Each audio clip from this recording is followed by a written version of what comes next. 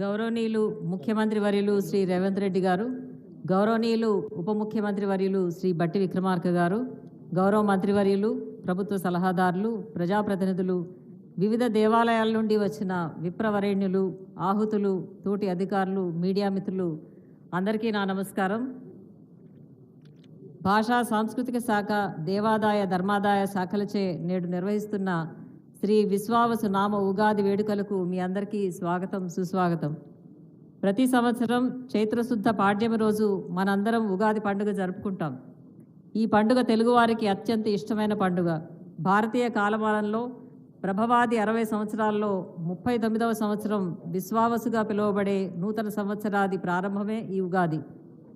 పంచాంగ శ్రవణం, జీవిత సారాన్ని తెలియజెప్పే ఉగాది పచ్చడి, కవి సమ్మేళనాలు ఈ పండుగ ప్రత్యేకతలు.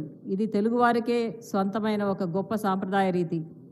తిథి, వార, నక్షత్ర, యోగ కరణాలతో కూడిన పంచాంగ శ్రవణం విని ప్రజలందరూ నూతన సంవత్సరంలో తమ గోచార ఫలితాలు తెలుసుకొని రాబోయే సంవత్సర కాలానికి తమ ప్రణాళికలు తయారు చేసుకుంటారు. సూపర్ కంప్యూటర్ల కంటే ఖచ్చితత్వంగా సంఖ్య, జ్యోతిష, ఖగోళ అంచనాలతో తయారయ్యే మన పంచాంగం ఒక అద్భుతమని చెప్పక తప్పదు. 6 రుచుల కలయిక, తీపి, చేదు, పులుపు, వగరు, కారం, ఉప్పు, జీవితంలోని అన్ని రకాల అనుభవాలను తట్టుకొని ముందుకు సాగాలని ఉగాది పండుగ మనందరినీ సమాయత్తం చేస్తుంది. మనందరిలో ఒక విశ్వాసాన్ని పెంచుతుంది.